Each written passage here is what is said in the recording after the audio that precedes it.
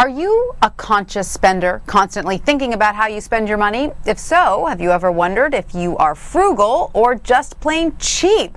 Or perhaps you know someone that's a penny pincher, a person you just can't stand to be around?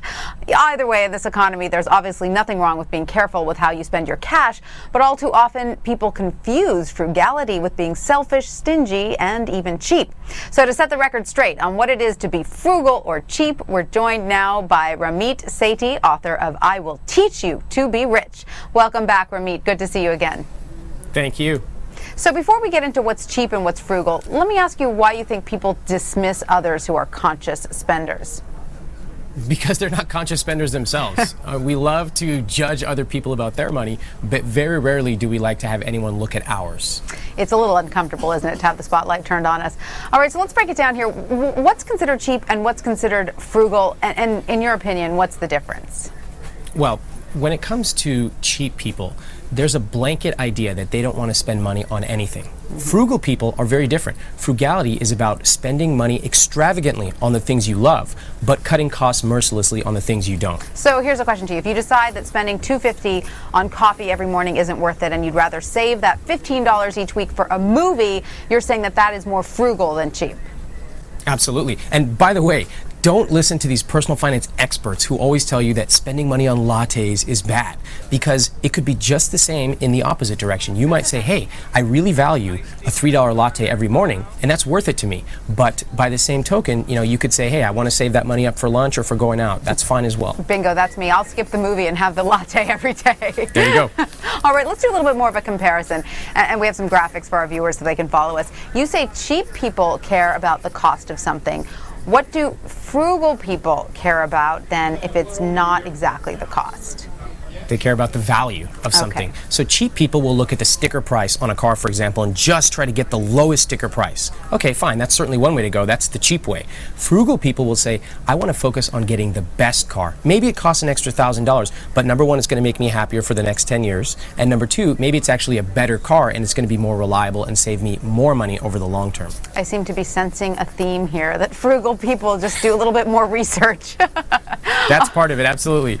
All right, next is cheap people's cheapness. It affects those around them. How about frugal people, though? How can they stop other people from sort of feeling that uncomfortableness around them when you see people counting their pennies? Well, the way they do it is they come in with a plan. Just as you said, they come more prepared. So frugal people's frugality affects only them. Why? Because they walk into a situation saying, you know what, I know that I have X dollars to spend, I know that this is really valuable to me, and at the same time, I know that that's not that valuable to me. So it's less about them being cheap with everyone around them, it's more about the plan that they've taken the time to develop. Interesting. So if they make a dinner plan to go out with their buddies, they're not going to say, all right, I had one glass of wine and you had two. They're making the decision before they go to just say, this is one of those nights, we're just all going to split it. They're not going to break it down in that embarrassing way. That's a great way of looking at it. So, once a reporter called me up and asked me for tips on having frugal dates. And I said, if you're getting to the date and you're trying to save money at the date itself, you've already lost the ball game, okay? You have to plan beforehand. If it's worth it, spend extravagantly. And if it's not, figure out a different way, but you shouldn't be making situation decisions on the fly. Right. And you've got to be thinking about others to some degree, too. I mean, there's got to be a little consideration. Yeah, well, let me give you a great example. So we all have these jackass friends. They'll go to a restaurant with you, they'll order something for $7.95, they'll throw in $8 and say, done. Right. And of course, knowing full well that it's going to be closer to $12, $13, $14 when you factor in tax and tip. Okay, so what a frugal person would do in that situation is they would walk in saying, all right, I know I have $10 to spend on dinner tonight, so they might order a $5 entree or an appetizer. They might skip the Coke and have water instead, but they are affecting themselves, not making people around them feel uncomfortable. Very good example. And then, of course, if there's a lot of other cheap people in that group, suddenly they've got to put in 15 rather than 10.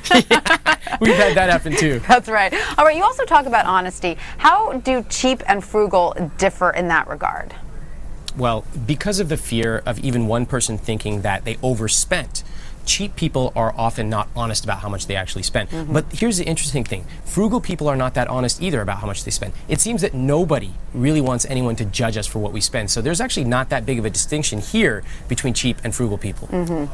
It's interesting because I think that it's so individual because, like you said, frugal people are looking for value, but yet only that individual can really say or know what they value. So no one else can. Absolutely. That's why you see people saying, I can't believe she spent $200 on jeans. And that's easy to say without the context. Maybe she has a cheaper rent because she really loves expensive jeans. Fine. It's important to understand the context, but we can't do that in a snap decision.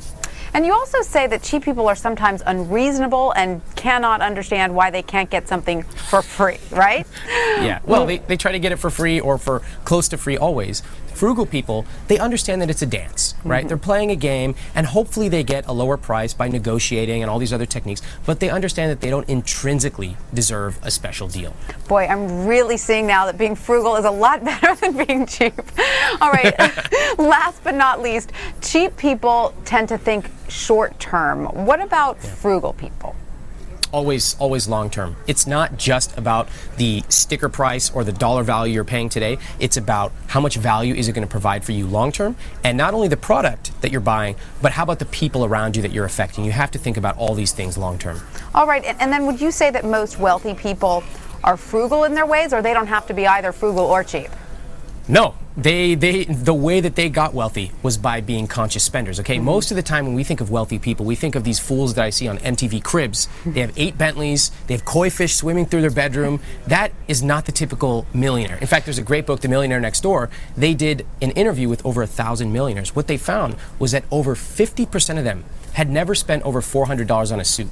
Never spent over $140 on a watch, okay? You have to remember that being frugal, being a conscious spender, is not about buying the best of everything. It's not about cutting your costs on everything either. It's about saying, I love these things. I'm going to spend extravagantly on those, but I don't care as much about these things, so I'm going to cut costs mercilessly on those. Ramit, I believe it, and I bet that those guys with the 8 Bentleys might not be rich for very long.